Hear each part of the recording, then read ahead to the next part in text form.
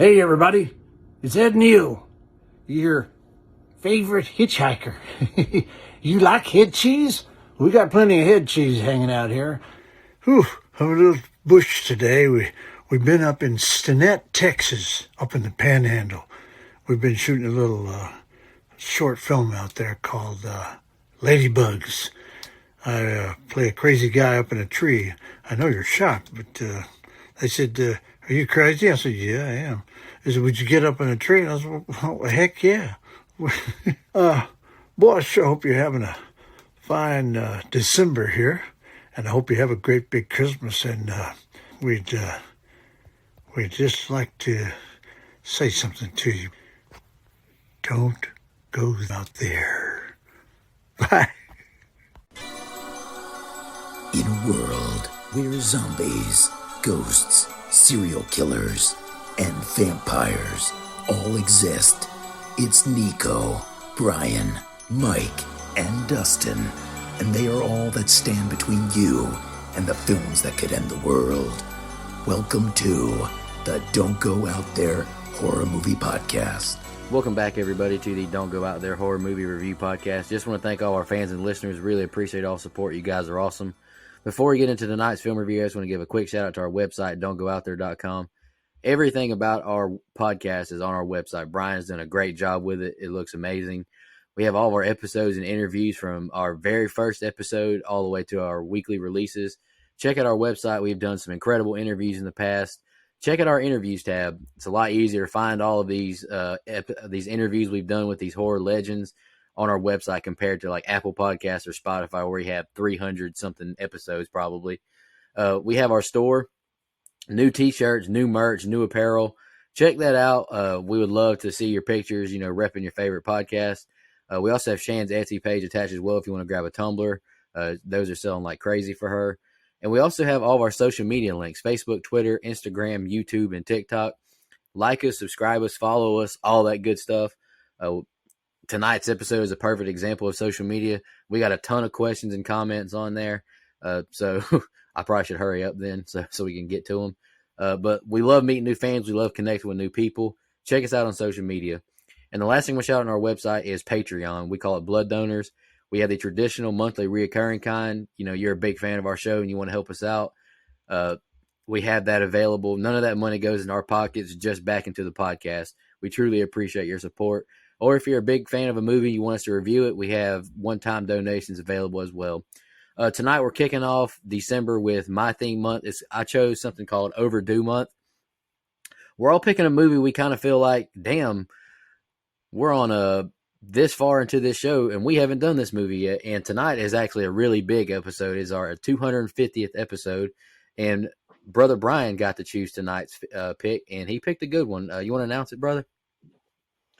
Yeah, I picked 1974's the original Texas Chain Saw Massacre, and I picked it because, frankly, we're this far into it and said, "Damn, we should have been doing that by now." But no, it's definitely overdue. I'm glad it's our 250th episode, but it's kind of a crime that we've done 249 before this one, to be honest with you. Now, with that said, and this is going to make some people mad, which will happen a lot this month with me, I believe, but I personally don't like this movie at all. Like, I 100% acknowledge that this is one of the probably top 3 most influential horror movies of all time. It's legendary, hence why it's a shame we've gone 249 episodes before this one. But personally, I'm sorry, I don't think this one holds up. I know. I can hear the boos and hisses from over here. But way back on episode 6, I made my first ever selection on this show, and it was 2003's Texas Chain Saw Massacre remake with Jessica Biel. And, I'm not going to go into that like we did, but to me, everything this does well, that one does 10 times better. To me. And, I realize we don't have one without the other, but, now we have both, and now we have a choice, and that's why I blasphemously, is that a word? I blasphemously put this movie so far down in my Chainsaw rankings during our 31 episode a few years back, but because I don't think it holds up, like I said. I think the acting is so over the top, it's not enjoyable for me. And while I agree the movie itself was fantastic for the time, and I have personally started kind of thinking that excuse doesn't really work for me because, we've made we have Halloween made in Halloween 78. We have Psycho. We have so much more movies that were made back then and hold up so much better than this one, I think. I don't care if I ever watch it again. I have a Chainsaw timeline that's made for me, and that's what I'll stick with. I think 2003 is superior in every way, in my opinion. And we all have those kind of movies, like, Dustin and Jaws, and I think Mike with Exorcist. And I may be wrong on that one, but Nico and whatever made him post on Twitter one time. I hate that, Exorcist, dude. whatever made Nico post on Twitter one time that just because a movie's old doesn't mean it's good. Quote, end quote, air quotes. He hated the Birds. Psycho. He Psycho. hated Psycho. Psycho and the Birds, which the Birds is the classic. I don't know what we're doing. So anyway, this one's that for me. I'm just curious, before you go, Mike, I'm just curious, when you say it doesn't hold up well, are you going to get into that? Like, what doesn't hold up well? Yeah, I mean, to me, it's the acting. It's the, I don't know, it's a lot. Yeah, I will get into everything that I don't like. Say that scene by scene. the acting but to me, it just is fair. Some of the other stuff I love, but I think at least the acting is probably fair. I think it's super boring to begin with. Okay. I'll go next real quick. I couldn't disagree with you more, Brian. I think this movie holds up very well. I'm shocked. There are some things I don't like. I'll touch on that at the end, but it's more of the over-the-topness of some of the things that I just kind of annoys me, honestly. But I'm not going to say anything new, and I kind of wrote this down in my rating at the end, but just this movie feels very real, very scary to me. You can feel the hot, the heat, the sweatiness, the grossness. You can the grittiness. I bought this movie on Steelback DVD 10 years ago, maybe. Can't hide that money. I got it from FYE for like $6.99. So yeah, big Steelback. big dubs over here. What's an FYE? Oh. But I watched our rewatch this week on that just so I can get that real authentic feel. No HD or anything like that over here. But I think Gunnar Hansen is great as Leatherface. I will agree that none of the acting or characters are too memorable, honestly. But man, this movie I don't know, it makes me feel some type of way every time I watch it. It's got some truly iconic scenes. And, I tweeted the other day that little, I don't know the exact amount of time it is because I was just kind of winging it. But that time span where Pam and Kurt go into the house and are both killed, that is elite horror movie quality. Like that content, that is elite. I think it's great. And I'll let Mike go next. I don't give this movie a 10, but it's a pretty high rating for me. Yeah, I think some of the stuff you mentioned is why I think the movie holds up enough. I think Brian actually has some valid criticisms just as far as taking the movie on its face value. I think there are times where it gets a little boring, but Nico said it best, man. There's just some visceral stuff here that gives me the heebie-jeebies. I'm uncomfortable watching it. I'm hot while I watch it because I can. Now, I will say this is a movie best watched when you immerse yourself into the film. You cannot casually watch this movie because I do think, like Brian said, it becomes boring and monotonous. If you immerse yourself, you put away your phone, you watch the way it was intended to be, which is kind of grainy, kind of footage, make it look like it's from 1974 instead of an HD cut, which I have a Blu-ray. But no, I do think this movie is best watched non-HD, which is very rare. But, okay, the acting is over the top. There's some of the stuff that I don't like about that. But I love Gunnar Hansen's performance as Leatherface.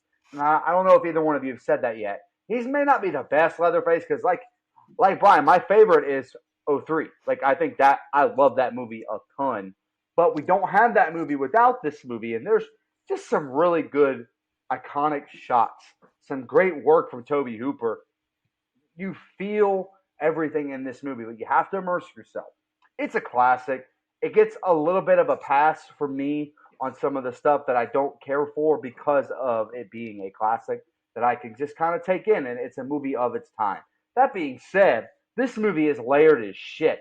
Now, look, if you really want to hear about all the stuff behind this movie and how all the meanings and the symbolism and what it stands for, I don't know if we're going to get into a ton of that on this show, but it is there. There's a lot of subtext and a lot of context about the meat industry, capitalism, Vietnam, feminism, just all kinds of stuff in this film.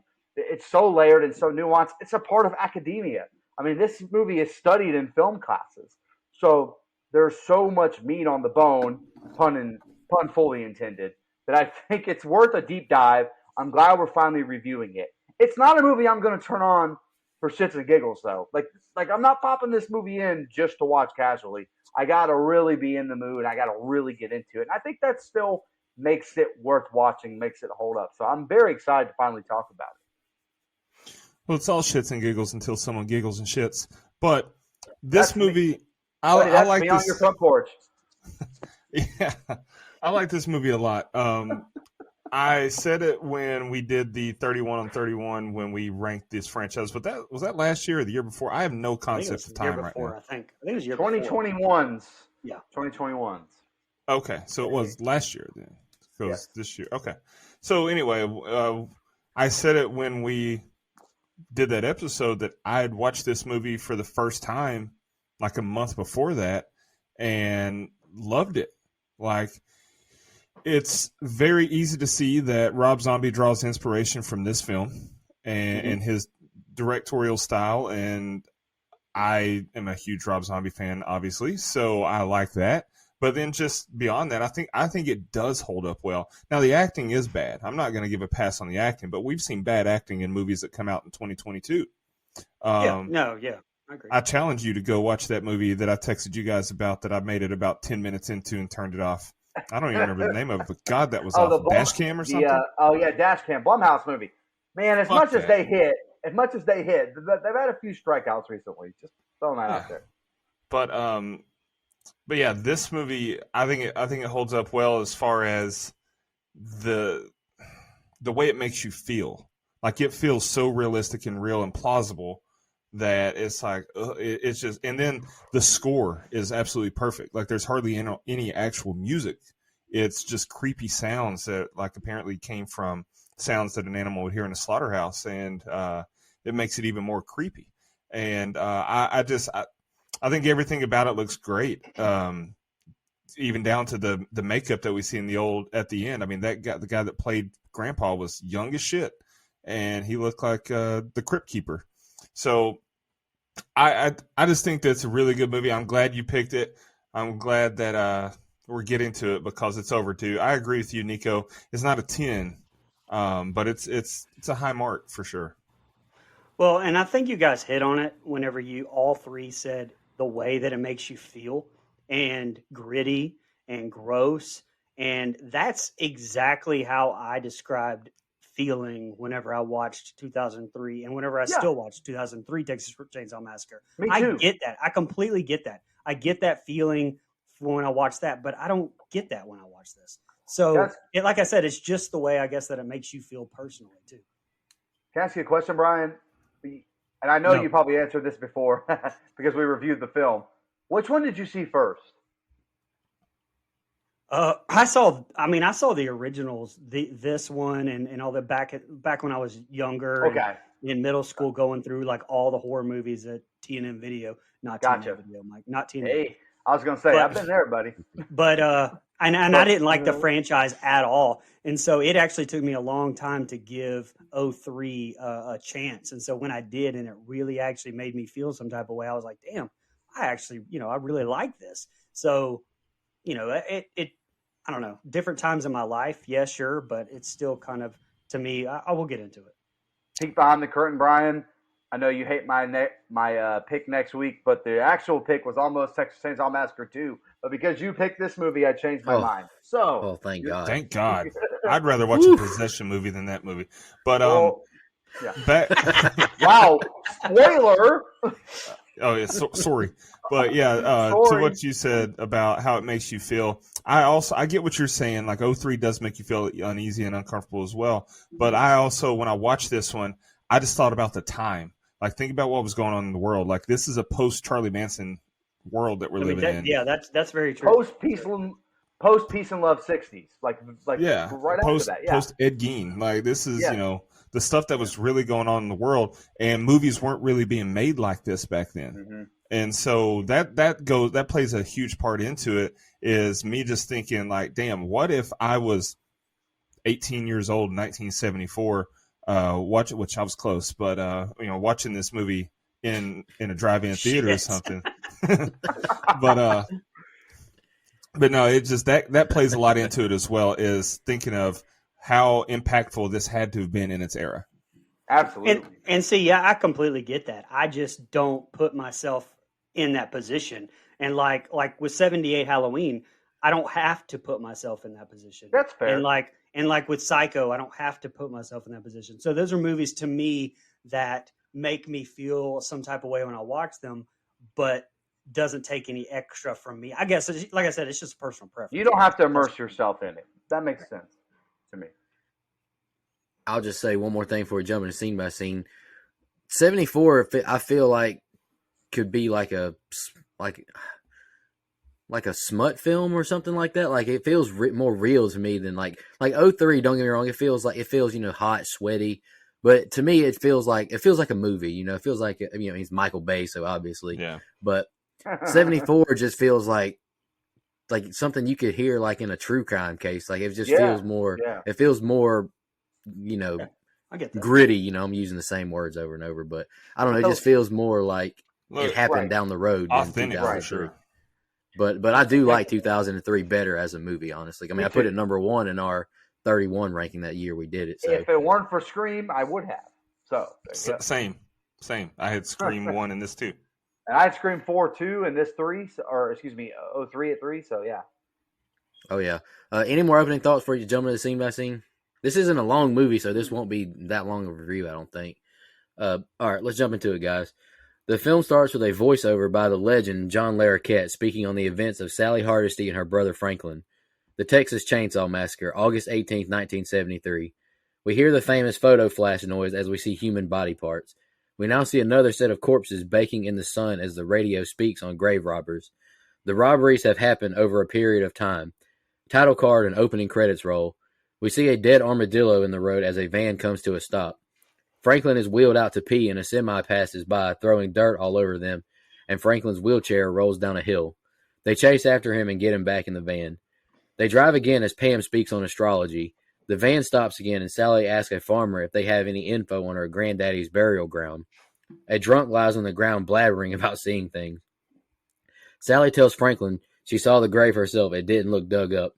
They pass the slaughterhouse and complain of the stench. Franklin says they kill the cows with 2 bashes to the head with a sledgehammer. Pam says they shouldn't kill animals for food, and Franklin tells them of using a bolt gun now. He complains of how hot it is, and they pick up a hitchhiker. Pam says not to. He's weird looking. They stop, and he jumps in the van. Franklin says he looks like Dracula, and they ask where he's heading. Hitchhiker says the sledgehammer was better. People are put out of jobs. He now shows Franklin pictures of animals he killed. He says they use all the pieces of flesh. Pam asks to change the subject. Hitchhiker snatches Franklin's pocket knife from him and now cuts his own hand. The teens are in shock as he laughs. Hitchhiker now grabs his own knife from his shoe and shows it off. He takes a picture of Franklin and asks if they could take him to his house, and he offers them dinner. They tell him no and to walk since it's so close. He tries to sell the picture to Franklin now. $2. It's a good picture. He now lights the picture on fire with gunpowder. They tell Jerry to pull over, and he grabs his knife again and cuts Franklin's arm. They stop and they throw him out as he rubs blood on the side of the van. They drive away, and Pam tells Franklin's horoscope. Sally cleans his wound, and they stop at a gas station / barbecue joint. The gas station attendee tells them they're out of gas. They ask where the old Franklin place is. He says not to go mess around no old houses. They're dangerous.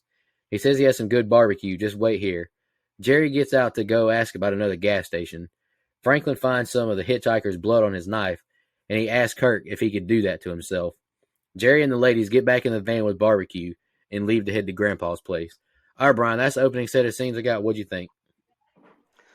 So usually with movies, I don't really care for, I try to come at them from, a technical aspect. The good thing about this is that it's so damn groundbreaking, especially from the cinematic point of view. There's a lot of really good stuff to talk about throughout. I mean, And first off, John Larroquette doing the narrating, it's just that's become so iconic. I mean, they brought him back, I know, for 03 and 06, but according to Larroquette, his payment for doing this was a marijuana joint, which is hilarious. No, the marijuanas, but it's so good, so creepy. Coupled with that camera sound effect that's become so iconic and synonymous with this franchise too. And look, I'll say it here, we didn't mention it in the opening, but the legendary Daniel Pearl and Tobe Hooper. I mean, they have so many beautiful shots in this movie. I think it's just groundbreaking shots. That opening with the flashes from the camera, the corpse in that cemetery, I think is just beautiful. I understand listening to the newscast, but I do kind of feel like it lingered on a little too long on that corpse shot. Not to mention the angles of almost every shot, even little stuff like, getting out of the van. It's never just straight on. It's always to the side, underneath them, different points of view, and very well done. And atmosphere, the atmosphere is definitely spot on. I mean, that fucking van, everything, like you said, it looks hot as fuck. And I know that it was for the cast and the crew, but it definitely comes across on the film. And so this is where I'm going to make people mad. And hey, it's just my opinion, so it is what it is. But I can't let the acting go with this crew of 30-year-old kids, which I'm not complaining about. I mean, that's a trope.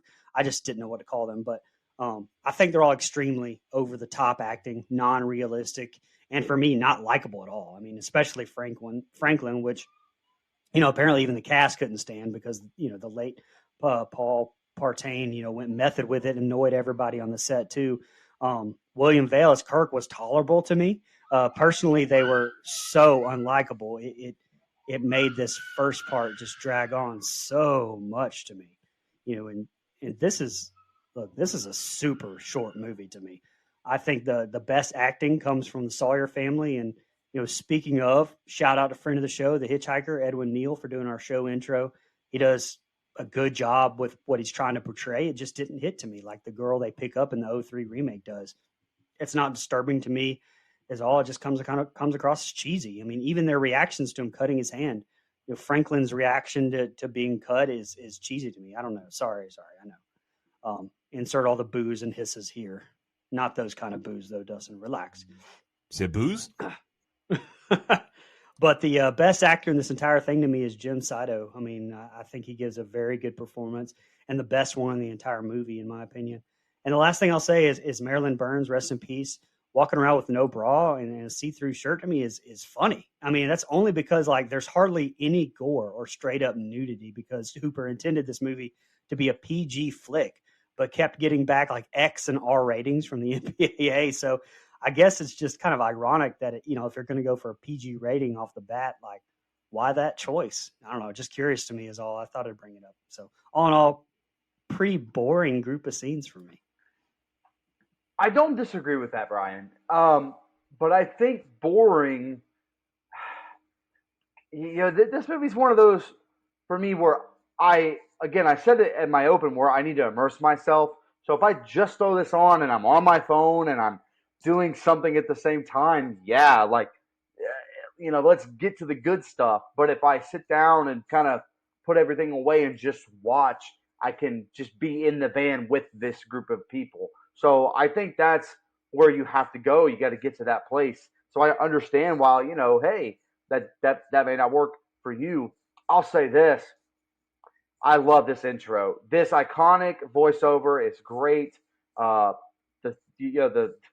The subtitles on the screen, I love it all. It's one of those intros. While look, Halloween 78 is my favorite movie, but it is one of those intros that just rivals that John Carpenter score with the orange credits of Halloween. It rivals that in my mind. I'm like, all right, we're in for a treat here. We get to watch one of the OG big time horror movies, and I think this opening kind of puts me in that place.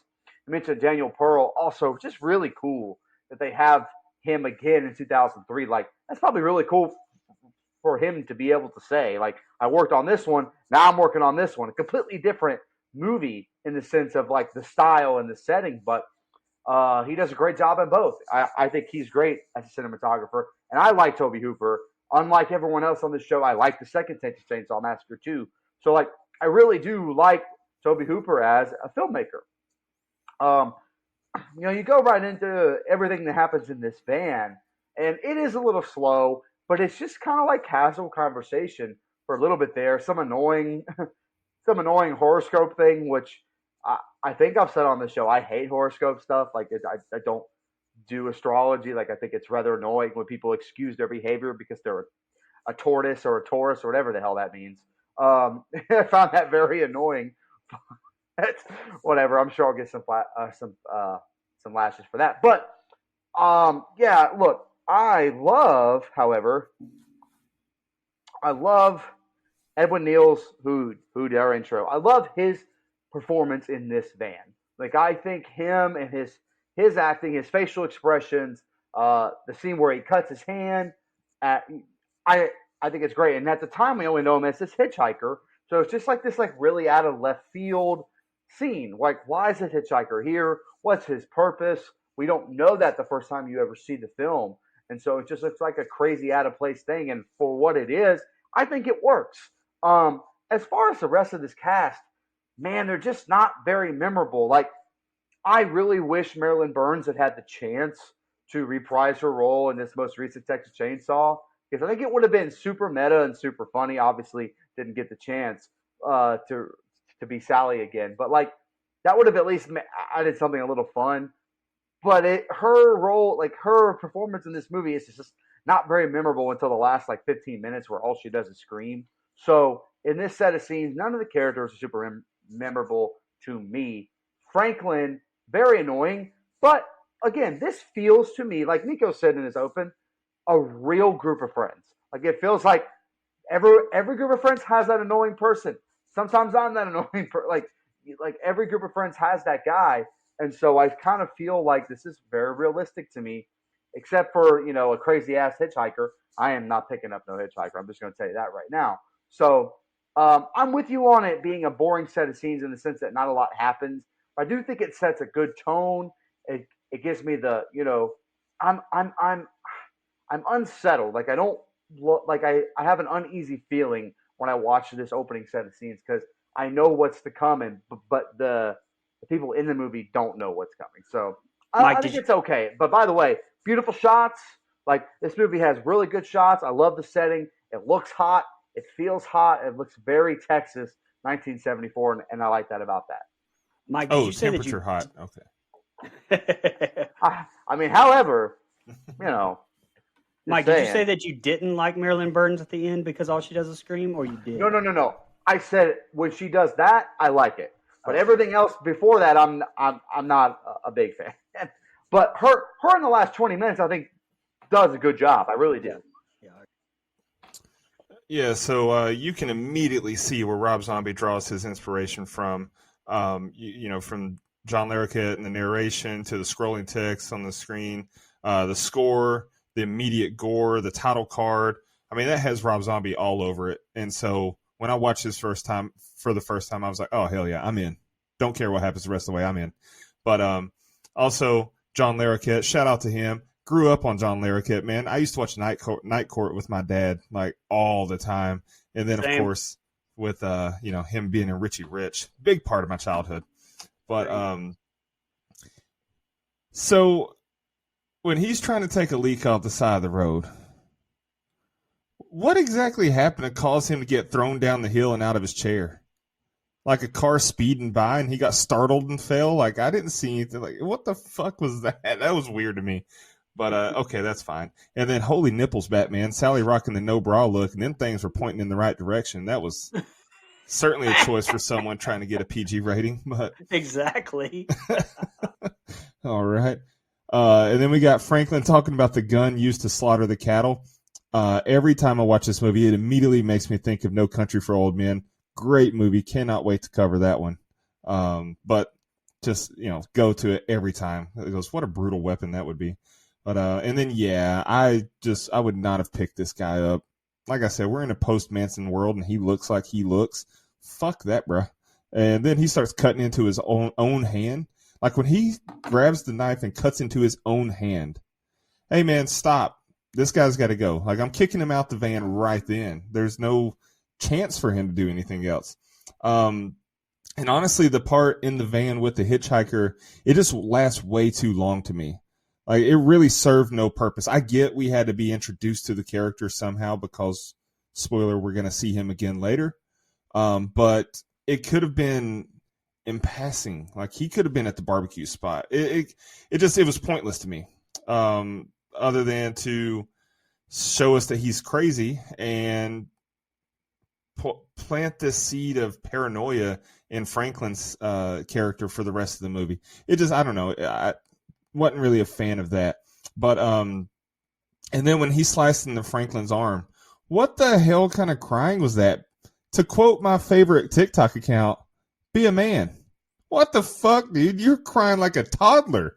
Oh, my. Show this man Mulan. Oh, sorry. My bad. Oh, you know man. the song, pal. Yeah, I do. To defeat the Huns. But, well, Donny Osmond for that ass. Let's go. Franklin's just annoying as hell, though, as a character. Like, after that guy gets out, he just sitting in his chair and he stabs the side of the van for no fucking reason. And then he's looking at the blood like, hey, do you think, or looking at the knife, hey, do you think that's blood? Is that his blood, maybe? No shit. Like, he cut himself with that knife, and I didn't see you wipe it off. Yeah, it's probably his blood. So I like this open because the feel, like the Rob Zombie feel to it. But honestly, the rest of the movie is where it gets better because this open isn't great to me. All it does is establishes who our characters of interest are, and I don't really necessarily care about them yet at this point. And I really hate the hitchhiker and I hate Franklin. But that being said, it's still a pretty solid open, though, just because of the feel, and I was drawn to it because of the Rob Zombie comparisons. Really, it's funny in your rundown that you sent, Nico, the number of sets of scenes that we're reading off, like, you were being generous to that last set. Like, you really probably could have had 3 sets of scenes if you wanted to, because there's just a whole lot in this, like, first little bit that where not a lot happens. But what I did want to ask is, and I think I know Brian's answer, but does the story in this movie really matter to you guys? Like, I mean, is it important in the fact of what the movie actually does for movie, for cinema, for the horror genre in general? I don't think the story is that big of a deal, because I agree with Brian. The 03 story is better. It improves upon this as far as the story goes, but I think there's so much more enjoyable things about the movie, because Dustin's right. Who gives a shit about everybody in this van? Just being honest. Well, and plus, not only that, like, you talking about story, the story is they're going to see this house. Well, where all the tragedies take place is not even that fucking house. It's the neighbor's house. Right. So the story doesn't matter in this. It's more about the build to get where we're going. Right.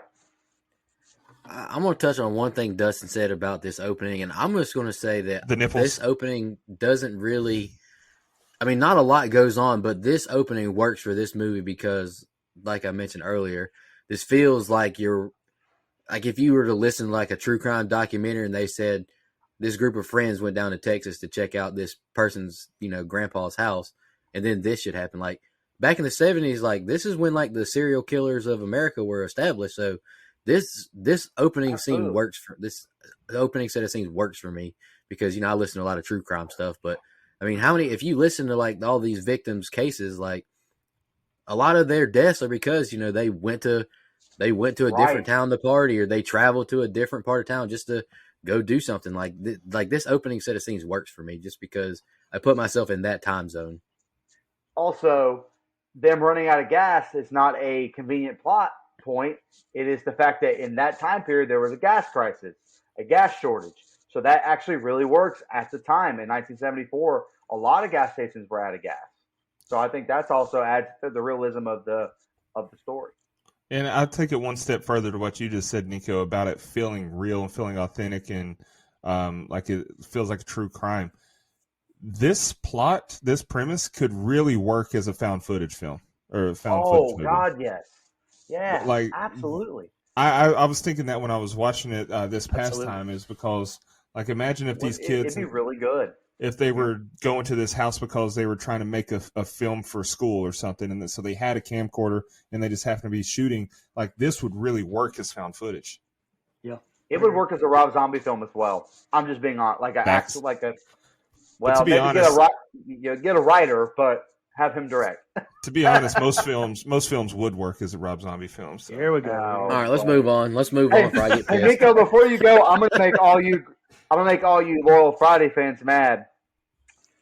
You know who Franklin reminds me of? Shelley. Shelley. All right, Shelley. let's go. Shelley.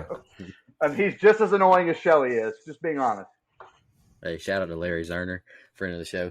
Absolutely. Shout out to Larry Zerner. All right, let's jump into the next scene by scene. And you were right, Mike. I did kind of like the first set of scenes. I think my first paragraph for Shutter Island was longer than everything I just talked about. All right, the teens leave the gas station, and Kirk says Franklin is towing them to a gas station if they run out. The van parks outside an old house. Franklin said it's the birthplace of Bela Lugosi. Kirk tries to wash it off, and Franklin asks, "You think he was trying to follow us?" Sally takes them all inside and shows them around. Franklin yells out for Sally as he struggles to wheel up the old steps. Franklin makes it inside, mocking the others, laughing as he pouts. Kirk asks Franklin about the swimming hole. He tells them of a trail between the sheds. Kirk and Pam leave as Franklin finds a bird skeleton. Kirk says we should shoot him and put him out of our misery. They realize the old swimming hole is dried up. They hear the sound of a motor, so they follow the noise to ask for some gas. Kirk shows Pam a field of old junk cars. They find the generator, and he yells out for anyone. The two walk up to the house and knock. No answer, and Kirk finds an old tooth on the porch and gives it to Pam. She freaks out, tossing it, saying, "Let's go." Kirk knocks again, and the door opens. He looks inside as Pam sits on a swinging chair. Kirk goes inside when he hears a pig squeal. He stumbles, falling into a room, and Leatherface appears and bashes him with a sledgehammer. He twitches violently and is hit again, and the sliding door is slammed shut. The camera follows Pam from below as she calls his name, and she goes inside the house. She calls his name more and wanders the house. She falls to the floor and finds feathers and bones on the floor. She sees a chicken in a cage. She sees bones hanging from the ceiling, and she begins to dry heave. She panics and goes to run out the house, but is chased and grabbed by Leatherface back into the house, and she's slammed onto a meat hook. She now sees Kirk's dead body in front of her and cut into pieces with a chainsaw. Jerry jokes with Franklin, "He's going to get you." Jerry says he told the guy his name and zip code. He asks Sally about the knife again, saying she had it last. Sally looks for the knife, and Jerry says he'll go look for Pam and Kirk before it's dark. Franklin asks Sally if she's mad at him. Jerry calls for Kirk as he walks through the woods. Sally tells Franklin she's just tired. It's been a long day. Franklin asks if that guy was following them. Jerry makes it to the house now, asking if anyone is home. He knocks on the door, and he lets himself inside when he hears some laughing noises. He goes into the kitchen and opens the freezer as it shakes and finds Pam, who jumps up at him. Leatherface enters the room and bashes him with a sledgehammer and slams the freezer shut. Leatherface runs to the window and looks around. He sits down and pats his head and licks his teeth. All right, Brian, that's the next set of scenes I got. What'd you think? Okay, so only because it really starts here. What the hell is the amount of times that somebody goes with their mouth in this movie? This is fucking ridiculous, dude. And it happens twice in this movie. Can I ask you, do y'all think that's a new thing that got popular in the 70s? Like, I kind of want to ask someone, because, like, it is in this movie quite a bit. Well, yeah, the hitchhiker does it, when he's chasing the van, and then this shit with Franklin mocking them and doing it over and over and over and over again here. It just, I don't know. It made me laugh. I was like, what the hell? This isn't how people acted literally ever, I don't think. So, I don't know. What are we, 5 years old? But anyway. And you should have had them eating shrooms or something, because they seemed high. The amount the rest of them were laughing and making jokes about wallpaper upstairs. I don't know. It seems so cheesy to me. This is the part, of what just couldn't keep me engaged, really. A lot of it is us following Franklin, and you almost couldn't have a more annoying character to me at this point in the movie. And I mean, we're about halfway through this movie already, and we're bored. I'm bored to death until we finally get to the Sawyer's house. Some great point of view shots, of Kirk and Pam as they're walking through the woods. Just fantastic shots from Hooper and Pearl. One thing I thought was funny is Kirk, when he's finding all those cars and he's looking through that net, he yells, "Hey, come here, look at this." like Pam is a mile away or something. She's literally standing one step to the right of him. And, and honestly, there's a lot of breaking and entering going on here. I mean, it's like one would say, you kind of deserved this shit, guys. Kirk finds a fucking tooth and just fucking walks right on in, just water on into the house. I love him being hit by Leatherface too, by the way, and not just dying. I love how he flops there for a second. And, they talked about with that livestock in the van earlier. I thought that was very nice, disturbing touch there. That coupled with the lack of soundtrack, that slamming in the door, I thought that was very well done. We, of course, get that famous point of view shot of Pam walking up to the Sawyer house from behind her. So it's so famous because it's just so well done there. I mean, it conveys the danger of her walking up to that house, that we didn't get the first time, but we now know as audience members, that danger's there. Pam and then Jerry later in this group just walking right the fuck in too. I mean, just, okay, wild times back then. Now, I was never a fan of the Bones chicken room. Like, I don't know, it never did it for me. I appreciate the fact that all of those skulls and bones were real and the amount of work Robert Burns and company did to create this set. But that room, even the music, it all just fell flat for me personally and came across a little cheesy and over the top for me. I do think they did a good job with creating what all was, going through or what all was going on though with Pam getting hung up and Leatherface sawing up Kirk, but not showing anything. In respect to him being cut up, not even blood. But Pam popping up later and then going right back into the freezer, like what the fuck even happened to her? I think Tarek McManey is even on record as saying that she thinks her character survived. Who the fuck knows? We'll never know. That's kind of frustrating. That's my least favorite kill in this movie, if it even is a kill. So who the fuck knows? All in all, good set of scenes that's only saved to me with those, not even the last, it's just those 3 to 5 minutes or so that we spend at the Sawyers. The rest of it, I mean, yeah. Anyway, go ahead, Mike. Yeah, so everything in the van, like at this point, I'm kind of like ready to move on. But look, this entire thing, this, unlike some of our other horror villains, like this entire thing with like them all being killed off one by one could have been avoided by not going into people's fucking houses. Like I get that, like Franklin's, that's like Franklin's family house or whatever that but still, I feel like, let's not continue to go into this place. I feel like we could have had some avoidance there. Look, the best parts of this scene is once we finally get a look at Leatherface. I think Gunnar Hansen does a tremendous job as Leatherface. I really, really do. I love the sounds they use. And something I didn't mention in the opening set of scenes is the flash bulbs. I love that flash bulb sound. I love that they keep it throughout the franchise. Love that. I love that noise. And I love the noises, which is the same thing that Dustin meant, or Dustin and Brian, I'm not really remembering which one, about how they came from animal slaughterhouses. Like a lot of these like uneasy guttural noises you hear are just that. Like they're not fun to listen to. And I think the lack of soundtrack really helps this movie make me feel kind of just yuck the entire time. And you get that in this set of scenes for sure. I like that we finally start getting some kills here. Look, here's the thing with, well, it's funny. I watched this with my wife who's never seen it, who got bored by the movie. So I think she's more Brian than anybody else on this show.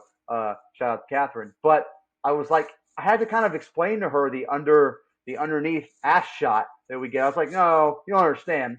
This is just a shot that Toby Hooper got because, like Brian said, it's real. It's very iconic, and we get it in every Texas Chainsaw movie. We get the underneath ass shot because of this one with Pam. This is a scene though that 03 does better. The meat hooks, the slaughterhouse, which again is referenced earlier by Franklin and how they kill these cattle. I like the fact that they don't show everything, but I really like that scene in 03 where they hang them on the meat hooks. I think it works better for me. And it's probably because I'm a modern audience.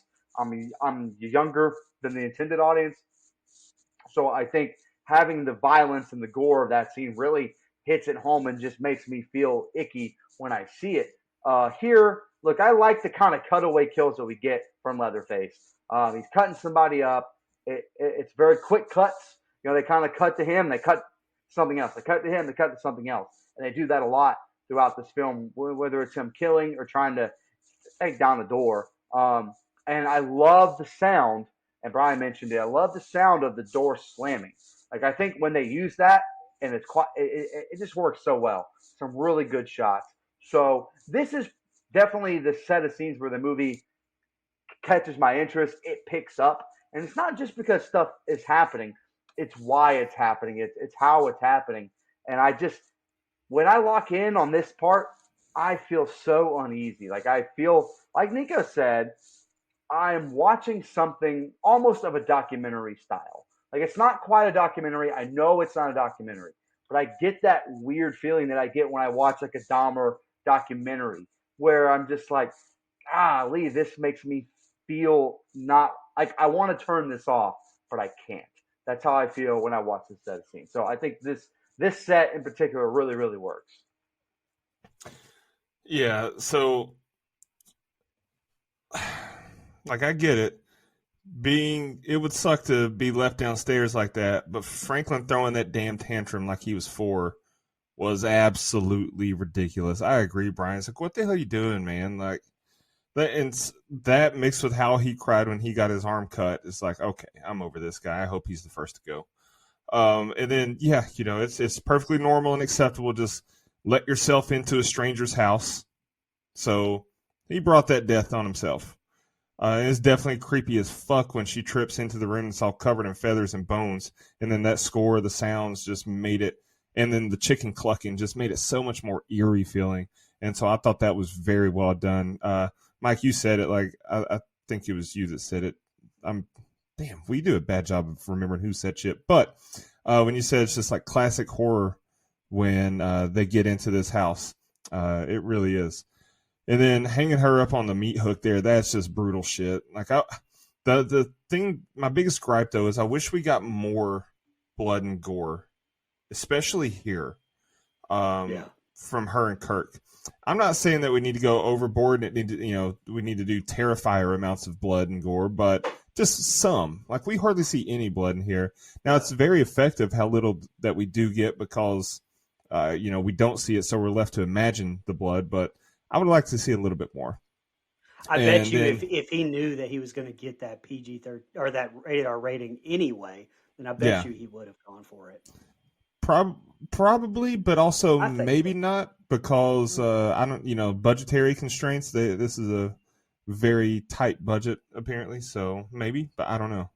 And then back to Franklin, just on my last nerve. Top 5 worst character we've covered: him, Shelley, that annoying ass hoe from Bird Box. I'm just over him. But now, one thing is though, I did have a problem with the score here. Because is the chain sound that we hear in the score, or is it in the house? That's the only issue I had with it. Like, it sounded like a chain was being dragged across the floor, and I don't know where it was coming from. So it made it hard to know. Like, can they hear this too? Should they be freaking out a little bit more than they are, or what's really going on? And then also, it was a bit silly for her to be motionless when the freezer's close. The eyes close in the freezer. And then just start convulsing. She sits straight up, starts convulsing. And then while she was in the freezer, because when the freezer lid door opens, just laying there all motionless, what the hell was that rattling noise we heard? Was that in the score? Or that's what drew her to the freezer in the first place, right? Yeah, so right. Very confusing with the score in this particular section of the movie. We don't have that issue anymore, thankfully. But overall, dynamite set of scenes here, because we meet our villain, we get some deaths, and we are going 150 miles an hour. All right, it's nighttime now, and Sally honks the horn as Franklin sits in front of the van looking around. He says we should go get help from the gas station. She says she won't leave without Jerry. They both begin to yell out his name. Franklin tells Sally, I think we ought to go, and asks if the keys are in the van. She asks for the flashlight to go look for them. Franklin realizes they took the keys and honks the horn. She fights him for the flashlight, and he offers to go with her. He says he can't keep up with her and whines more. I think we all don't like Franklin. She's pushing him through the woods as they're calling for Jerry. Franklin says he heard something. They find a light, thinking it's a house. She struggles to push him, and Franklin has him stop, and suddenly Leatherface appears, killing Franklin. Sally panics and takes off running through the woods. Sally makes it to the house and runs inside, slamming the door shut. She runs up the stairs and into a room with a female corpse and a male corpse. She runs back downstairs, but Leatherface has made it inside, and she runs back up the stairs and jumps through the window. Limping now, but she takes off running again through the woods, screaming for help. She runs into a branch, knocking herself down. Leatherface catches up, but she keeps running. She makes it to the old gas station and runs inside. She tells him to close the door. He picks her up, telling her to calm down. He asks what happened. He killed Franklin, and she tells him to call the police. He says there's no one out there now. He tells her there's no phone. We have to drive over to Childress. I'm going to go get the truck. He exits and backs the truck up to the door. He walks back in with a sack and a rope with an evil grin. Sally grabs a knife, as he says, for her to cooperate. He grabs a broom and swats the knife out her hand and beats her with the broom. He ties up her hands, puts a cloth in her mouth, and puts a sack over her head. He loads her up in the truck and they drive away. He continues to hit her with the broom, saying he hopes she's not too uncomfortable down there. The man stops when he sees the hitchhiker walking up the driveway. He calls him a little coon shit and beats him with a broomstick. Hitchhiker says no one saw him. He gets back in the truck and they drive to the house. He tells Hitchhiker to never leave his brother alone and get the girl out the truck.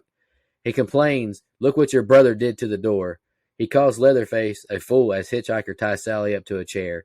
She screams when she sees his face. He pokes her, antagonizing her. Leatherface explains none of the others got away, and the older brother beats him for ruining the door. He tells Hitchhiker to go get Grandpa. He tells Sally to calm down. We're about to make supper now. He sends Leatherface back to the kitchen. Hitchhiker yells for Leatherface for a hand to help get Grandpa down the stairs. They sit Grandpa down beside Sally.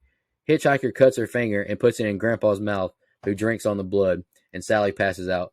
And the next group of scenes are the ending. Brian, what'd you think? So at the beginning of this, he said, So at the beginning of this, like, you know, in some of the darkest damn scenes I've ever seen in my entire life, and by darkest I meant, like, you know, light and dark, not necessarily. Oh, I can't see shit. I just mean it's fucking. You can't. Yeah, it's dark as shit. Like I timed it. Over 3.5 minutes of Sally and Franklin arguing over what to do in some of the worst. Look, I can't act. I know I can't, but it's just my opinion. It was just cringeworthy dialogue and exchange between the two. God rest their souls. I'm sorry. I just hated every second of it and was just rooting for them both to get killed at this point. Speaking of that, though, I called it out in the other one, so I'll call it out in this one. How that chainsaw goes to not running at all to running right before killing Franklin is eye-rolling, but I'll let it go because I wanted to see Franklin die so bad. Fun fact, he's the only person killed in this entire Texas Chainsaw Massacre by an actual chainsaw in the entire movie. Worth it.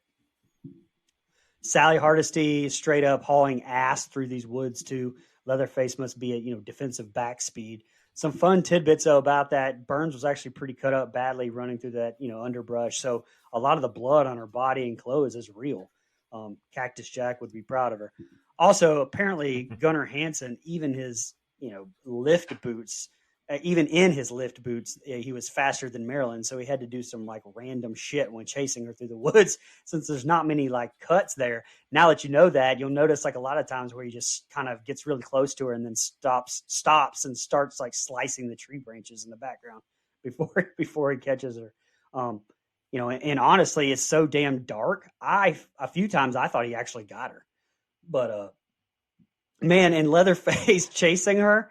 Dude, I don't know, man. Him chasing her reminds me of fucking Bowser in Mario Kart. Like, he hits those turns, and then he's got to give it the old exit, stage left even. Like, as he spins out on those turns, man, I was dying. And when he was running up those stairs, I wanted him to stop and just saw off one of the top of the stairs like Chevy Chase did in Christmas Vacation. So, I don't know, I just watched that again, so it's fresh in my mind. But apparently, because, he's a sane fucking director, Hooper used a stunt double for Sally's leap through that window, but that was ill for naught because apparently Burns actually hurt herself shooting the insert of her falling into the ground. I bet Hooper was like, fucking bloody hell. I don't know. I'm pretty sure he's not British, but here we are. I use that anyway. Now we finally get Partain, back in this set of scenes here at the end, making this probably my favorite group of scenes in the movie, despite the boring first 3, 4, 5 minutes of it. Partain reminds me a lot of Arlie Ermy, although I think Ermy did it better in 2006. But I think that this was a great twist here as well. Twist is dead. And just a tidbit here before I go to that rag that Partain uses to tie Sally up in the gas station was a rag used to clean the meat off the table for craft services during the production. So it was filled with real old rotting meat. And that makes me want to fucking puke just thinking about. And, and lastly, this point of view shots of Sally in the floorboard being jabbed with that stick. Such a great shot. I mean, really, it really was. I'm not real sure how he had the camera set up there, but looked great. Yeah, look, this set scene is a mixed bag. One, there's about a quarter of it that takes place in the dark where I can't see. Again, my tree this time of year, if you're listening, we're recording this in December of 2022.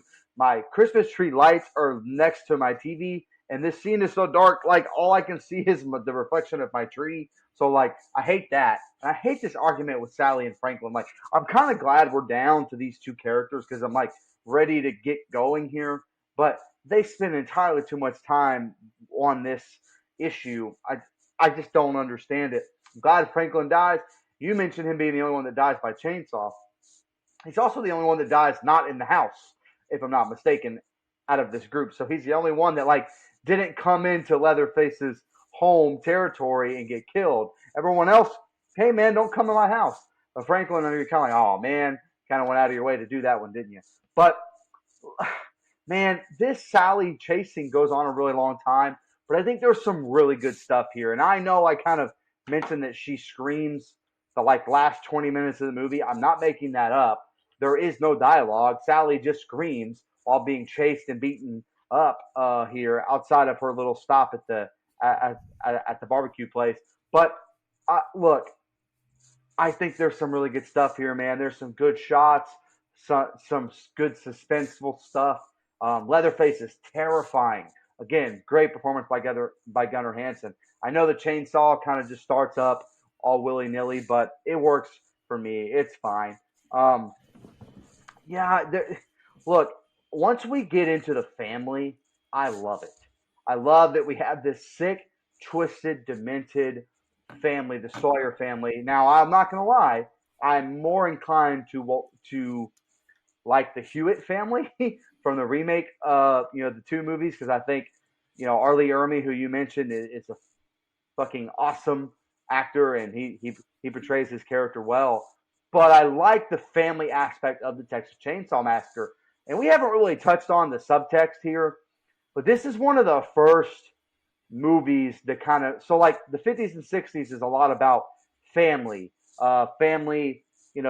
being a good thing, the traditions and a lot of the horror in the 50s and 60s is from outside forces. It's from whether that be foreign or alien or some special lizard creature, whatever. The 70s is where you really get for the first time that the horror is in the house. The scary people are right next door. That's really the first time you get that. And in this case, it happens to be the family, who are also victims in and of themselves because they live in poverty. The system has them held down a little bit. All of that stuff. All that subtext is there if you really want to look for it. But just on the surface, like, this is a creepy family. Drayton Sawyer, I think, it's done really well. And I know I mentioned Arlie Ermy as the Hewitt hierarchy in the remake, but I think there's a good job here. Also, this grandpa's too fucking old. Like, I like the remake because he's at least like living and talking and everything. This motherfucker is too old. I mean, like, should have been in a Egyptian tomb old. Like, Yes. like for me, it doesn't work for me. It's a little over the top and kooky once he starts sucking the finger and everything. But that scene is super. I sound like it's just like a 17-year-old, idiot, but super creepy. It's super creepy. Super creepy. Super creepy. Yeah.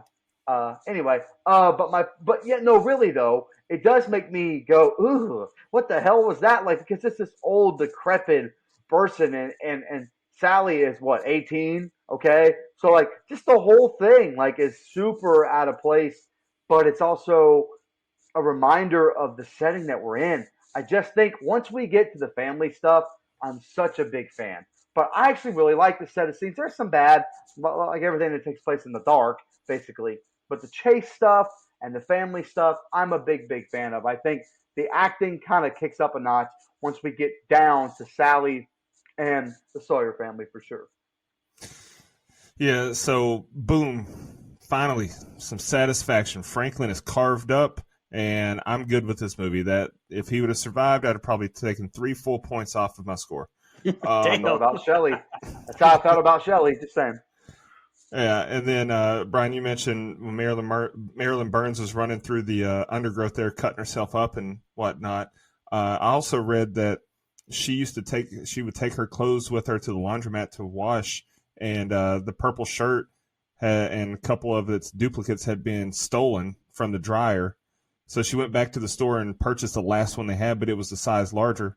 So that's interesting. Is like I didn't pick up on that when I was watching it. Like at one point, that shirt is going to be noticeably larger than it was at a different point. But curious to know if that was at a point where they needed to add like fake blood and stuff to it, if that would be noticeable too. But anyway, and then, man, an issue that I had was that it took him forever to cut through that flimsy ass door. Like, he's got a chainsaw and he's just carving it up, trying to cut through it. But then when he actually kicks it open, it looks like that shit's made out of like 1/4-inch thick plywood. Like, that was pathetic. And then when Sally gets outside, screaming as you run probably isn't the best strategy for escaping in the dark. I don't know. I've never been in that situation, but I probably wouldn't scream if, there's a chance he can't see me. I don't know, maybe. But, and then when she does escape and she gets quote unquote saved by the cook, and he takes her in there to the barbecue shack and you see the meat sizzling, it's like, the first thought that came to my mind was, I know it smells crazy in there. And especially when they get to the dinner scene, it's like, oh God, I can't imagine how terrible that smelled. But, and then when she's got a knife, she has an advantage. She has the upper hand. And this motherfucker knocks the knife out of her hand with a broom. Not even a broomstick where you like whacked her on the hand, like, ow, that hurt. A broom. A broom. That was pathetic. And then he beat the hell out of her with that broom. That was kind of comical to me. I'm not going to lie. And then, we get one introduction, and then boom, here we go. We get the other reintroduction. We get the psycho hitchhiker. But his part earlier, to me, still, there was no payoff for that earlier. We could have just met him here. We could have just saw him. Maybe he was hitchhiking and they didn't pick him up. And they just like, oh, that guy looks creepy. But the seed's planted in our minds. Hey, we saw him earlier. I don't know. That van scene just didn't do anything for me. It's very tense, though, once we get back in the house. The score, the characters, the set design, just everything about it's very tense, very eerie. I love everything about it. And then that old bag of bones sucking the blood out of her finger, that's disgusting, man. That's nightmare fuel. And that little fucking dance he does. But overall, it's a very effective set of scenes because this is just some wild shit to be watching. All right, guys, here's the ending. Later on that night, Sally wakes up at the dinner table. Hitchhiker and Leatherface mock Sally howling, and she begs the chef to make them stop. Hitchhiker and Leatherface harass Sally, touching her face and hair. Hitchhiker says they got to do all the work, and Cook says he takes no pleasure in killing. Sally continues to beg, but to no success. She weeps louder as we get close-ups of her eyes and face as the family torments her. Hitchhiker says to let Grandpa have some fun. He's the best. They give Grandpa the hammer to kill Sally. Hitchhiker unties her and holds her in front of him. He tries to swing the hammer, but he's too old and weak. Grandpa hits her one good time, and Hitchhiker grows impatient and reaches for the hammer, and Sally gets free. She jumps out another window, and it's light outside now. She hobbles down the driveway as Hitchhiker and Leatherface chase after her. Hitchhiker cuts her back, and they make it to the road. She pushes him off of her, and he's run over by a semi-truck. The driver pulls over and goes to help Sally, but gets right back in the truck when Leatherface appears. He helps pull her inside and they exit the other door. He grabs a wrench and throws it at Leatherface, hitting him in the head with it. He falls over and the chainsaw falls on his leg, cutting him. Sally waves down a man in a blue truck who U-turns and she climbs into the bed. Leatherface chases after her briefly and she screams. Leatherface now waves the chainsaw around in the sunrise, dancing in the street as the film comes to an end. All right, Brian, what do you think about the ending? So I actually have a lot. I usually don't have a lot on the ending of movies, but I actually have a lot on this one. Now the fucking dinner table scene, like I know it's such an iconic scene, and it's kind of like so many movies we've done, like in the past, where there's just been so many interviews, behind the scenes stuff done about it. So I'm almost like hard pressed to find much new to talk about with it, but it's pretty well known that it was such a nightmare to shoot, and hell, even shooting the sequence where they cut Sally's finger to try feeding it to Grandpa, the tube kept shooting, and Hansen finally said that he simply just really sliced into Marilyn's finger and cut it open. And the reason was, he explained in an interview, was that, quote, "At this point, we were insane." He said that their only desire at that point in shooting was to get the film done. Like, he didn't care about his fellow actors' well-being. And this sequence was shot in the back end of an almost 30-hour workday, or 27-hour workday. He also noted that there isn't much acting going on in the dinner scene, which honestly is why it's probably worked so well. It's very everybody's not really acting. Speaking of fucking Grandpa, a lot of that chaos was caused by him, because after getting into that old age makeup, John Dugan decided, fuck that. Like, he's not doing that anymore and ever again. So all the scenes with him had to be filmed in the same session. The entire process, they said, took about 36 hours. 5 was for his makeup, and all the rest was just this brutal summer heat wave taking place too, apparently. So filming all that dinner scene with him wearing a heavy suit, necktie, sitting in a room filled with dead animals and rotting real food with no air conditioner, apparently it was a fucking nightmare. Friend of the show, Edwin Neal, claimed that filming that scene was the worst time of his life. And, quote, "I had been in Vietnam with people trying to kill me. So I guess that shows you how bad it really fucking was." Shout out to everyone involved there. I mean, that really does sound like a fucking nightmare to shoot. They did not get paid enough for all that. And, while, I think the dinner scene is a little bit overrated compared to the 03 version, the scene with Grandpa trying to beat her over the head and that just whole sequence with the mallet, just bravo to Marilyn Burns. I mean, she did such a fantastic job of screaming, and her performance here was just, I thought, very impressive. That's why when you talked about it earlier, I thought you said that you didn't like that. And I was like, damn, that's my favorite part of her. No, she's great here, man. Yeah, I think she does a fantastic job. Yeah. The last thing I'll say is the very ending with the truck driver. I never really understood why this was just so iconic. Now, the hitchhiker and Leatherface chasing Sally away from the house, I thought that was a very cool shot. I thought that was very well done.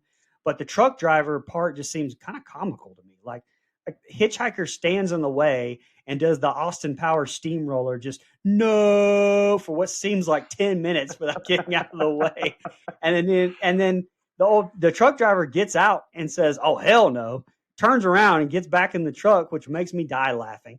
But, like, why the fuck do they even get back out of the truck? Like, all he did was barely scrape the side of that door anyway. Plus, Dustin mentioned, you saw how long it took him to get through that piece of shit wooden door earlier. Why didn't they just fucking drive away? It's not like he was cutting through the door. I don't know. And sorry, I've always hated the Leatherface just swinging the chainsaw or in the air like that. You know what? I don't know. What? I've always hated that. I just thought it was just, I don't know. It seems cheesy to me. I don't know. Whatever. Oh my God. Whatever. At least I've given you the chance up until this point, buddy. Oh, please. I don't need your chances.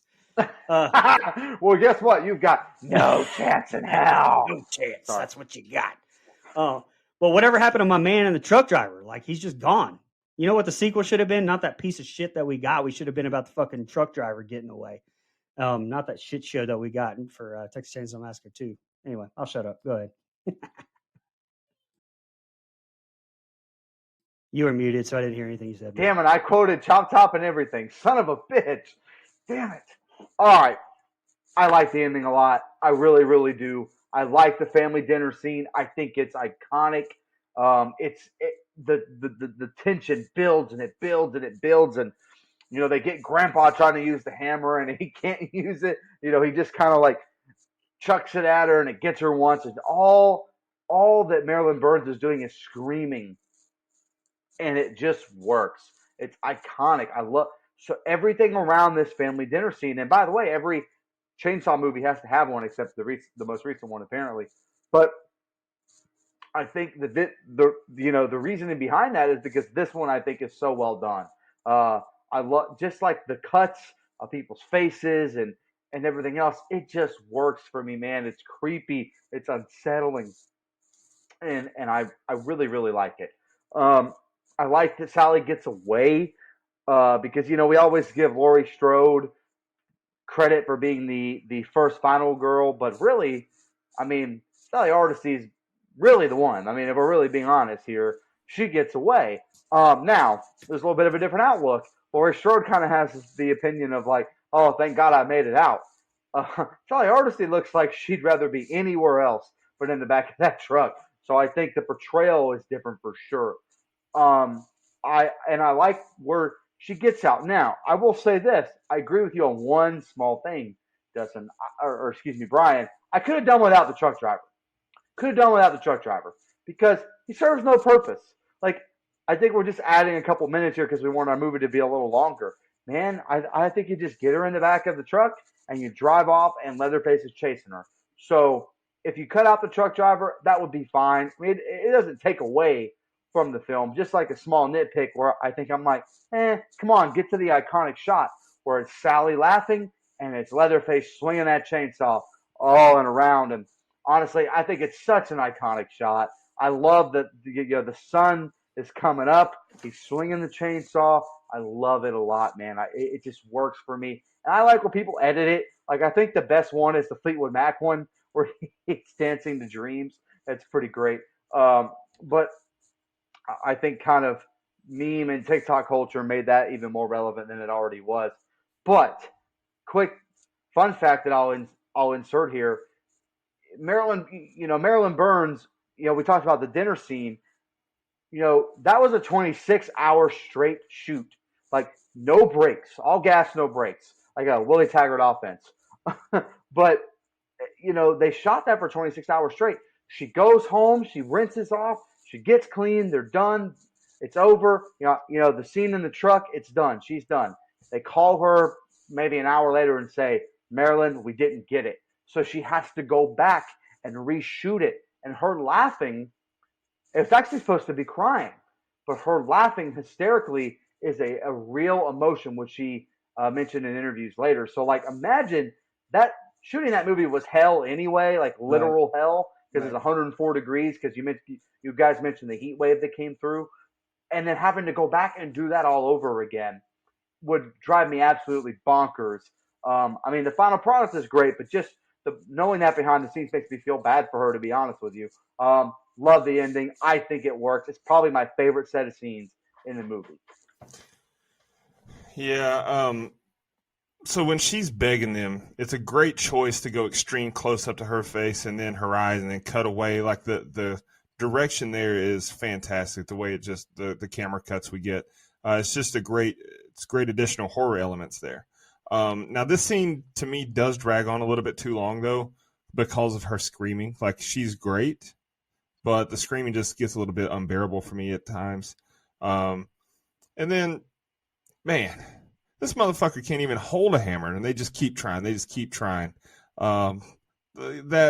went on a little bit too long as well. Maybe could have cut a little bit of that, but it's fine. And the reason it was so noticeable and annoying to me is just because she just kept screaming, just shut up, kill her already. And then the truck driver, I completely get what you were saying there, Brian. Pointless as well, but Buddy getting ran over by that truck was funny as hell because it was like it was in slow motion. And then the effects of the body getting ran over didn't look good because you could tell, like, oh, that wasn't a real body. That was some kind of stuffed up mannequin that they made, and it looked like shit, but it was fun. Like, I appreciated it for some reason. It is what it is. But yeah, we get the iconic shot of Leatherface going crazy, waving the chainsaw, and she gets away. in the back of the pickup truck, but not without giving us some more damn screaming. So, but overall, man, it's a very satisfying ending to me because, like you said, Mike, I mean, she's really the first final girl, and just it really paved the road for so many iconic horror films and situations that we got going forward. All right, guys, let's jump into our social media comments and questions. We got quite a bit of them tonight. Let's do Facebook first. Michelle Mirza commented, anytime I watch a horror movie from the 70s, such as this one, I feel so repulsed and grimy after it's done. The 70s were a game changer for horror. In my opinion, no decade since has produced such brilliant horror movies. I will agree with you about the first half, but you lost me in the second half. I do think some decades after were better. But Jared Summers replied back, same here. Can't think of another movie that makes me feel like I need a shower after watching it. What are y'all's thoughts on Michelle's comment? Yeah. I agree with Michelle. I think a lot of it has to do with we're so spoiled with high definition that this grimy footage just feels dirty to us. I think that has a lot to do with it. But when it's well done, when the movie's good, it adds another level because we don't just feel dirty like, I feel poor watching that low resolution shit that I just saw. But you also feel like, I feel dirty because I'm creeped out a little. And this 100%. Movie hits on both of those. I agree with you, Dustin. All right, jump over to Twitter now.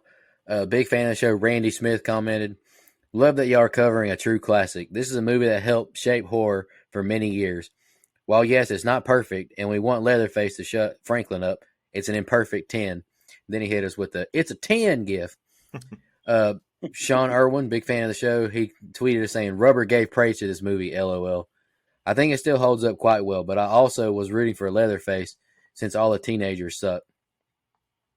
I feel like most people would agree with you on that, Sean. Yeah. Well, I would like to say that despite my feelings on this one, don't ever compare Rubber and the Texas Chain Saw Massacre again.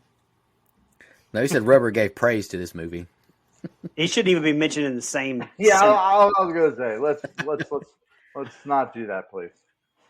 All right, another big fan of the show, Mookie. He tweeted us saying, 10 out of 10, one of the greatest horror movies made and one of my personal favorites. I feel like a lot of people would agree with Mookie as well. And teammate of the show, Kevin Scanlon, tweeted us saying, is it blasphemy to say that I like the 03 remake better? No. I feel like Kevin, a lot of people would agree with him too. And I answered Kevin on Twitter and said, yes, it is. Brian. All right, let's jump over to Instagram now. Elbow.Tyler commented saying, I always get a kick out of the dynamics in the Sawyer family and how Drayton calls him a hog bitch and whatnot. He's just the cook, LOL.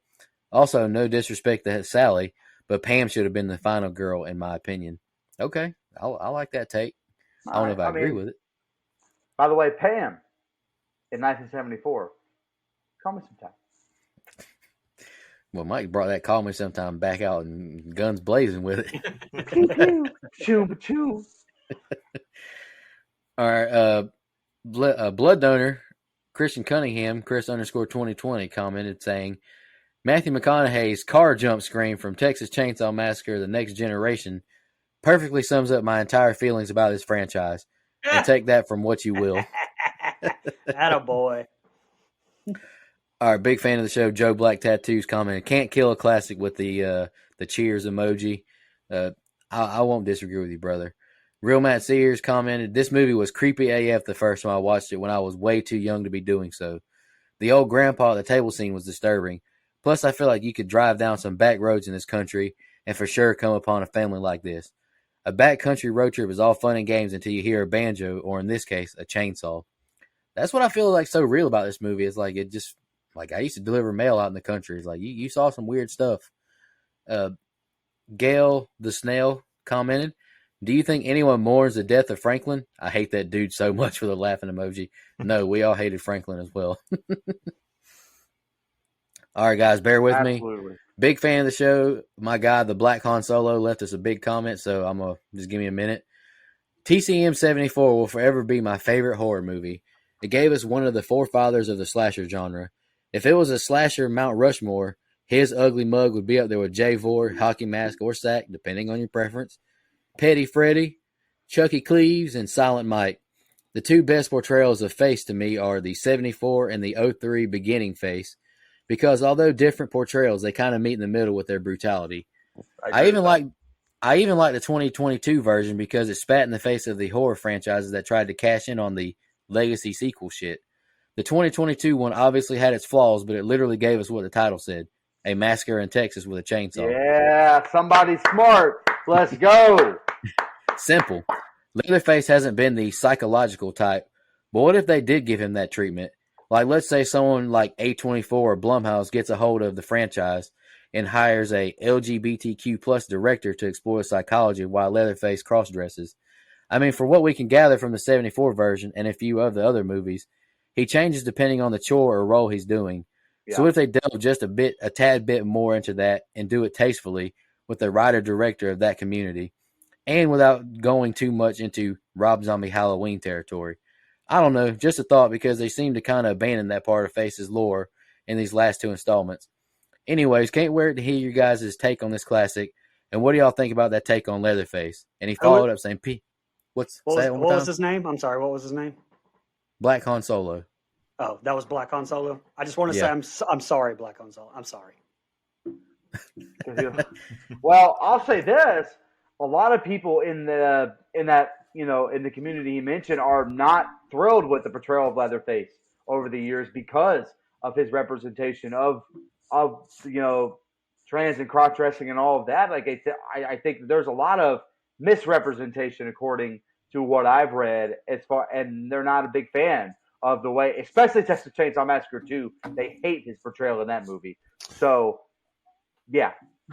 And to that notion, it really feels like if they were going to try that, this most recent Texas Chainsaw Massacre film would have been the one to do it. Yeah. Because they clearly had several agendas going when they made that movie. Like 100%. They didn't even make it like convenient. They went out of their way to push messages at points in that movie. Yeah.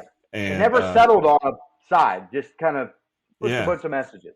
And so I'm glad they didn't, though, because that would have been just too much. But I do agree that would be an interesting thing to explore. Yeah. And A24, nah. Give me Rob Zombie. Well, I think TCM2 tried and failed miserably to do that, by the way, because they tried to make it a joke, and it's not a joke. That movie's even though I love that movie. Motherfuckers, I cannot wait to make you all suffer through that, you sons of bitches. Yeah. Mike likes Texas Chainsaw Massacre 2 and Halloween 3. Take that for what it's worth. I already did suffer through that damn thing. We already watched it. Yeah, but we need to review it again just for you, Brian. I don't know. Brian, I'll let you pick. Exorcism of Emily Rose or TCM2. I'll let you pick right now. TCM2. Exorcism of Emily Rose it is. Let's go. I just wanted to get Brian the most. You can blame Dustin for making me change my pick. I still get to review X, so that's what makes it great. Scapegoat.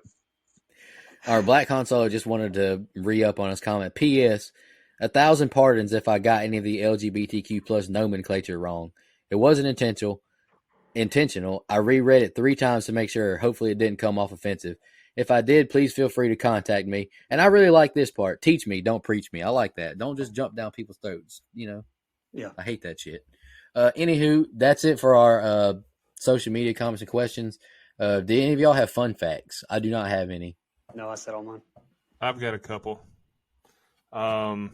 Entertainment Weekly magazine voted this the second scariest film ever made, behind The Exorcist. It was the... Oh, who said that? Entertainment Weekly. Respectfully disagree, EW. Respectfully disagree. I don't know when that...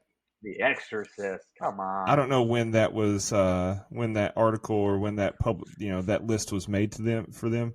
But I'm sure if it was any time post or pre like 1985, I could definitely see that. It was the second biggest grossing independent film until Halloween of 1978, 4 years later. Terry McKinn was paid just $700 for her appearance in the film, and Gunnar Hansen was paid just $100 more. So $800 to be one of the most iconic villains ever. Interesting. The chainsaw used in this film was a Poulin 245A with a piece of black tape covering the Poulin logo in order to avoid a possible lawsuit. John Larroquette stated in 2008 that he had never seen this film. So that's interesting. I wonder if that still holds true.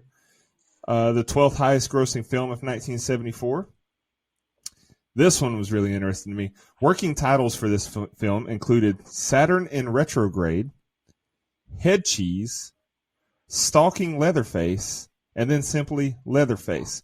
Leatherface would have been fine, but the rest of those, man, they got it right. Texas Chain Saw Massacre is the way to go. That sounds like some Irwin family movies right there. Head cheese. Head cheese is such a throwaway line in the movie. Like, that would have made me angry. Yeah, Head Cheese is Al Snow and Steve Blackman. They can't be. Steve Blackman, the tag team. Yeah, Head Cheese. I can't believe Al Snow dropped that elbow on Cheese at WrestleMania 2000. You son of a bitch. Oh, God. That's a deep cut. Yes, it is. It's a very deep cut. Nerds. This film ranked number 6 in Entertainment Weekly's top 50 cult films of all time. Then the last one I've got is from just about a month and a half ago. Quentin Tarantino was on Jimmy Kimmel Live back at the end of October, and he named this movie as one of the few perfect movies ever made. So. Okay. Okay. My go? Yeah. Money Mike time? All right. Before I talk about the budget, I must do this because I think it's only fair. This movie has been talked about to death. There has been classes at universities given on just this film. Yes. The subtext, the underlying messages, what it means, how much it means, the weight of it. It's a movie of its time, and it's saying a lot in the hour and 23 that we get it. It seems simple on the surface, but if you dig beneath that surface, there's a lot of roots there, man. And so I think you must do yourselves a favor. One, seek out the research, the articles, the academic studies on the movie, and really read up on what the movie is actually saying. If you don't feel like doing that, I normally do not plug another show, but I must give credit to Chelsea and James at Dead Meat for their episode on this movie. They don't really talk about the movie. They just talk about what the movie does, its impact, its theories, what it's trying to say. She did all the research, so I didn't have to. So instead of, kind of stealing it from her, I'm just going to plug their episode. So when you get done with this episode, go listen to their episode. Please listen to us as well, but make sure you go listen to what they have to say about the movie as well. All right, budget. Very low budget. Can't confirm, so I'm going to go high end because some people say it's $80,000. There's been a $94,000. This is where it settles. $140,000 budget after you include, marketing and stuff like that, which didn't have much, for a $30.9 million box office. If that is a smash hit if I've ever seen one. That, I don't know math, but that seems like double, triple, quadruple your budget. So no wonder we get, like 6 really shitty follow-ups and 2 really good ones. So, just kind of what happens when you make a lot of money in the horror. All right, guys, let's jump into our favorite kill, least favorite kill, and the rating. Brian, you said you want to kick us off? Yeah, might as well because so everybody can just get happier and happier as they go on, and so they're not mad at me at the very end anyway. Favorite kill, I think, is Kirk. I think that was very well done. Like I said, I loved it. Least favorite kill, I mentioned Pam, because who the fuck knows if she even dies and all the problems we had with that. So, this one was really hard for me to rate because, like I caught a lot of shit for not liking Shining, but I don't mind being by myself with my opinions at all. But even with me not liking it, The Shining, I still rated it high because, I appreciated what all it did for the genre. But with The Shining, I didn't have a remake of The Shining, that I thought was better either. Where I do in this situation. 03 and 06 got a 9.5 and a 7.5 respectively from me. And honestly, I don't like any of the rest of this franchise that I've, like I've already said, this one's included.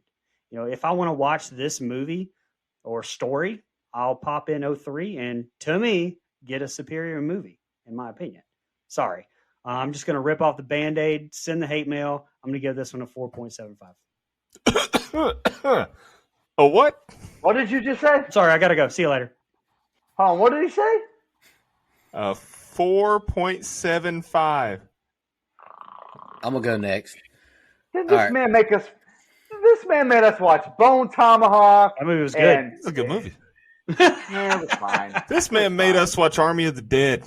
Yeah, and I didn't make us. I didn't make us. All right, I'm gonna go next. Favorite kill, I agree, Brian. God damn it, Brian. Favorite kill for me, I agree, Brian, is Kurt. The initial pop of seeing Leatherface, him twitching, and the door slamming shut. Chef's kiss for me. Least favorite kill, I chose the hitchhiker. I was happy to see him die, but it just looks bad and it makes no sense. He just stood there and let it happen. That shit pissed me off. Oh yeah. I think this movie is a classic and executed extremely well.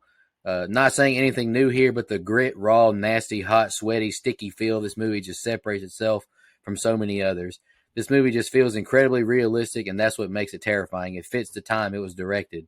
The Sawyer family has acted extremely well. Big shout out to Gunnar Hansen as Leatherface. He was very good. Absolutely love the ending of him swinging the chainsaw. I disagree with you again, brother. I'm sorry. No. My cons of the movie are obviously, number one, Franklin. Just an annoying character, albeit he was, acted well by Paul Partain. This is a short movie, but would have been even better as a nice little 70 to 75 minute movie. Several scenes could be cut shorter to trim this movie up even more. In the van with the hitchhiker, Sally and Franklin talking about the van. The ending dinner scene was drug out too long and annoying. The sound and constant zoom in on Sally's eyes and the family laughing just began to annoy me. In conclusion, this movie is a timeless classic with an enormous impact on the horror genre. I tweeted a few days ago when I was rewatching that the time spent with Kirk and Pam's death is just elite horror film material. And I gave the movie, Dustin, an 8.25. Okay. I'll go ahead and go. All right. So, as far as my favorite kill goes, I went with the hitchhiker because he sucked. He was psycho. And at least they tried to show us the brutality on death. Now, I get it. It looked like shit, like the mannequin or whatever getting ran over, and it was in slow, like him getting hit was in slow motion. But at least they tried to show us an on-screen death. That's something that this movie didn't really do hardly at all. Least favorite kill was Pam because we never got finality. Like, did she even die? She was just in the freezer. And that door, the freezer lid wasn't even locked or anything, so in all actuality, she could have just opened it herself and crawled her ass out. Like the actress even said, in her mind, she survived because she's a fighter. But I don't know, so I had to go with her. So as far as the movie goes, yeah, absolutely. It's a classic. It inspires so much of what we enjoy in the genre. It does have its flaws, though. I think a lot of the acting's bad. Franklin is one of the worst characters in horror history. And honestly, I'm ashamed that his name's Franklin because that's my last name. I think that some of the scenes drug on too long, like the hitchhiker in the van scene, the dinner scene. And so for scenes to drag on and feel like, okay, we could move on from this, and the runtime to only be an hour 23, that's unfortunate to me because an hour 23, you should have like jam-packed action. Like, I can't wait. Or, it feels like we're moving through this and everything serves a purpose, but there was parts in the movie that didn't have that feel. That's what takes it away from being a perfect movie to me. Still very high, though. Still enjoy it a lot. It's eerie. It's creepy. It's authentic. I gave it an 8.75. All right. I'm gonna read friend of the show and part of our crew here, Shan's quick thoughts on Texas Chainsaw Massacre. She says, to me, Texas Chainsaw is an amazingly well-done movie. It's not an enjoyable movie. It's rather uncomfortable to watch. We agree, Shan. But it's still a great movie. I saw it for the first time at 16 after I'd done a paper on Ed Gein from my criminal justice class. By the way, we didn't even mention the fact that this movie is loosely based on Ed Gein. Well, I guess Nico did at some point. But just, that's this movie and Psycho both loosely based on Ed Gein. In my mind, it was a very bloody movie, but that's why I think this movie is so well done. There's actually almost no blood in the film. Your mind fills those gaps in. Tobe Hooper was very talented in how he filmed this and made the audience feel even decades later. Also, fun fact, Marilyn Burns was born in Erie, PA, living in my old neighborhood. That is a fun fact, Shan. All right, so for me, my favorite kill is Franklin, because I was ready to see that motherfucker die. I needed to see it happen, and we did. My least favorite kill is Pam because of everything you guys already said, where we get no conclusion on if she's dead, not dead. She wakes up in a freezer. Really weird stuff. All right. So look, this movie is a classic. It is an all-time horror classic. There's some things I don't like. It drags in places. It gets a little boring. But when you get down into the nuts and bolts of this movie, what it represents, what it does for the genre, for filmmaking, the subtext, the context of its time, all of those things wrap up into something I think is very special. It's not my favorite movie ever. It's not something I'm throwing on to be entertained all the time. If I want to watch a horror movie and I just throw something on for background noise, I'm going to throw on, one of our favorite slasher movies from the Big Three logo that we have. But when I want to really show someone what horror can be, I recommend this movie because I do think there's just so much here, so much meat on the bone with a pun intended. And so all that being said, I gave this movie an 8.75. I couldn't go 9 just because there is a point in this movie where I look at my phone to check out what time it is. But outside of that, I think this is a chef's kiss of a movie. Just a really well done horror movie. And it set the tone for the genre going forward. It changed it, made it feel more real and not as fantastical. And I think that's why it deserves to be recognized as a classic. So that gives us a composite score of 7.625. IMDb's at a 7.4. So we're pretty much right on. Brian, thank God you scored it so low. Or y'all are way welcome. over. Y'all are welcome. Thanks a lot, Brian. You're welcome. Everything cool we just did, you wrecked it. Wrecked it. I'm just kidding, brother. I'm not. Fuck them. Hey, me and Dustin gave Psycho a 5 live on there. Yeah, so well, we definitely had our strong takes. Yeah, as well. you guys are wrong too. That's why The Exorcist stinks. Oh, sorry. All right. Any more final thoughts? Where I just shout out our blood donors, and Mike's going to announce his pick for next week. I want to shout out our blood donors. Really appreciate y'all, your financial contributions. It means a lot to us. Camper level reoccurring: Clayton J, Nina, Michelle Mirza, Andrew Ferguson, Carrie Adams, the Horror Movie Crew podcast, Alex Seligson, Eric Doolittle, Sean Irwin, and Brian Samek. Camp counselor reoccurring: Hunter Nelson, Dennis Kennedy, Edwin Hernandez Gunn, Joe Swinford, Jennifer Davis from the Too Close to Home podcast, Heather Smith, Kylie Denise, all the way from Australia, Adrian Aiello, Jake Hambrick, and Clay Moore. And our final guide donor, we have a film review to do, is Matt Sears. We will get to Constantine very soon. Just want to thank all y'all very much for your financial help. And a big shout out to Joe. He's going through a tough time right now. Absolutely. I saw your post. Our love and our heart goes out to you. Mike, you want to announce your pick real quick, brother, and we'll get out of here? Yeah, sure. So I know I've shit on The Exorcist like 6 times in this review, but I went a different route here. I didn't go with what I consider a classic, but a movie that I've been wanting to do for the entirety of this show and just haven't got around to yet, partially because I felt bad for Brian, but I say no more to that. I'm doing The Exorcism of Emily Rose. Yay. It's time to, buddy, you've never even seen it. Yay, You don't know. I'm so excited. You I'm may so love excited. this movie. I'm so excited. You may love this movie. I don't feel bad because of some of the picks you've had. So I am excited to do this movie. I think it's good. I think it's time. And again, we've only done from The Exorcist. And look, this movie's not in the Exorcist franchise, but in that same vein, we've only done the original. So I do think it's interesting to kind of go down that path again. It's been quite a while, and it's time to do another one of these. So I'm very excited. I've been wanting to do this since episode 1, man. So I'm excited we finally get to do it. And I want to give available on Hulu.